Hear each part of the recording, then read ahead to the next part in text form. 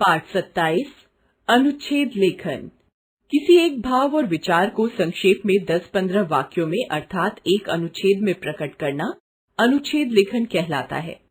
अनुच्छेद लिखते समय निम्नलिखित बातों का ध्यान रखना चाहिए।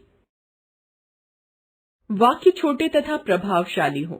आरंभ में भूमिका आदि न बांधकर सीधे विषय पर आ जाना चाहिए। सभी प्रमुख बिंदुओं का समावेश अवश्य होना चाहिए। उदाहरण, दिल्ली। दिल्ली के बारे में किसी ने ठीक ही कहा है। दिल्ली है दिल हिंदुस्तान का, यह तो तीरथ है सारे जहान का। दिल्ली की कहानी अत्यंत रोचक तथा पुरानी है। कहा जाता है कि दिल्ली को सर्वप्रथम पांडवों ने अपनी राजधानी के रूप में स्थापित किया था और इसको नाम दिया था इंद्रप्रस्थ। इसके बाद से अनेक शासक आए गए। पृथ्वीराज चौहान ने इसे खूब सजाया संवारा। पृथ्वीराज की हार के बाद से लेकर अंग्रेजों तक के इतिहास में दिल्ली में अनेक परिवर्तन देखे। अंग्रेजों ने इसके एक हिस्से को नई दिल्ली के रूप में बसाया। आज दिल्ली विश्व के प्रसिद्ध नगरों में से एक है। दिल्ली में अनेक प्राचीन तथा नवीन दर्शनीय स्थल हैं, जिनमें लाल किला, कुतुब मीनार, जामा मस्जिद, पुराना किला, सर्वोच्च न्यायालय, राष्ट्रपति भवन, इंडिया गेट, संसद भवन, 5 सितारा होटल, स्टेडियम, चिड़ियाघर, अजायब घर। यहाँ अनेक सांस्कृतिक केंद्र, अंतर्राष्ट्रीय हवाई अड्डा, अप्पू घर, रेल म्यूजियम, 3 मूर्ति भवन, गुरुद्वारा, शीशगंज, बिरला मंदिर, अनेक महान नेताओं की समाधियां, अनेक पार्क, गार्डन, शिक्षण संस्थाएं तथा चांदनी चौक, करोल बाग, कनॉट प्लेस जैसे अनेक व्यापारिक केंद्र भी हैं। नई दिल्ली में ही विदेशी दूतावास हैं। सचमुच हमारी दिल्ली प्राचीनता और नवीनता का अद्भुत संगम कही जा सकती है। आजकल मेट्रो के कारण दिल्ली और भी निराली हो गई है। पुस्तकालय। पुस्तकालय शब्द 2 शब्दों के मेल से बना है, पुस्तक जमा आलय, जिसका अर्थ है पुस्तकों का घर। ज्ञान का प्रसार करने और साक्षरता बढ़ाने में पुस्तकालयों की महत्वपूर्ण भूमिका होती है।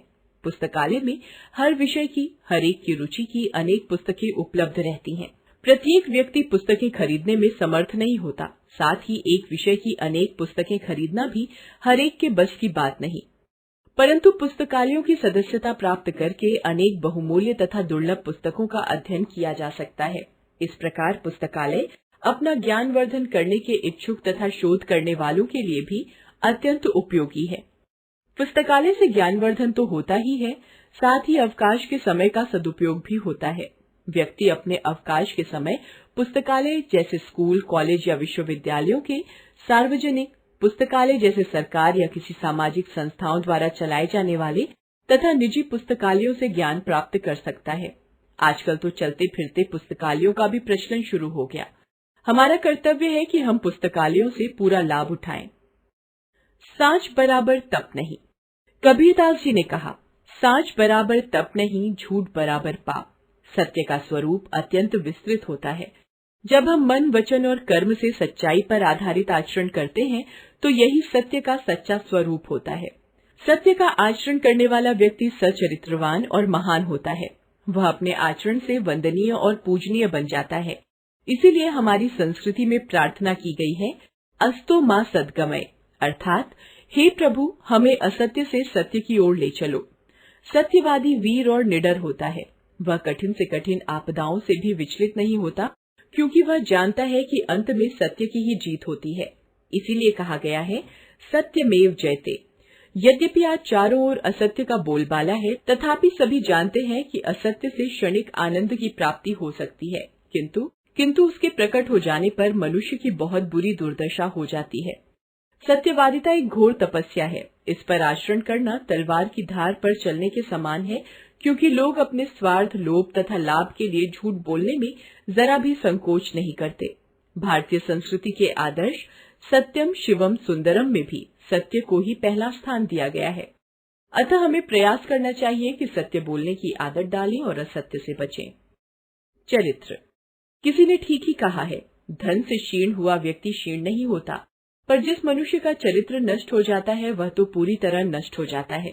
चरित्र का संबंध व्यक्ति के आचरण, व्यवहार, स्वभाव, चाल चलन, कार्यकलाप तथा उसके संपूर्ण व्यक्तित्व से है। इसीलिए चरित्र को आदतों का समूह कहा गया है। व्यक्ति की सभी छोटी बड़ी आदतें उसके चरित्र की द्योतक हैं। चरित्र का ही दूसरा नाम सदाचार है। किसी भी व्यक्ति, समाज अथवा राष्ट्र की उन्नति का मूल आधार चरित्र बल ही है। जिस देश के नागरिक चरित्रवान होते हैं, वह उन्नति की ओर बढ़ता चला जाता है। इसके विपरीत नागरिकों की चरित्रहीनता देश के पतन का प्रमुख कारण होती है। चरित्रवान बनने के लिए व्यक्ति को सुशिक्षा, सत्संगति, अध्यवसाय तथा आत्मविश्वास की आवश्यकता पड़ती है। चरित्र बल ही व्यक्ति को प्रतिकूल परिस्थितियों में अपार साहस, धैर्य, उत्साह तथा प्रेरणा देता है। छोटा सा देश जापान आज अपने निवासियों के चरित्र बल के कारण ही विश्व के प्रमुख राष्ट्रों में गिना जाता है। आज आवश्यकता इस बात की है कि हम भी अपने पूर्वजों के चरित्र का अनुसरण करें तथा चरित्रवान बनने का प्रयास करें। प्लास्टिक की दुनिया। आज का युग विज्ञान का युग कहा जाता है।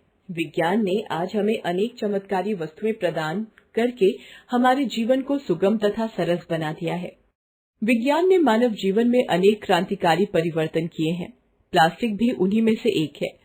प्लास्टिक का आविष्कार ड्यूबोयस और जोन द्वारा किया गया था। प्रारंभ में यह लोकप्रिय नहीं हुआ, पर आज तो यह एक बड़े तथा महत्वपूर्ण उद्योग धंधे के रूप में प्रतिष्ठित हो चुका है तथा जीवन का अभिन्न अंग बन गया है। आज प्लास्टिक का प्रयोग छोटी छोटी चीजों से लेकर बड़ी बड़ी वस्तुओं तक में किया जाता है। आज तो प्लास्टिक के बिना जीवन की कल्पना भी नहीं की जा सकती।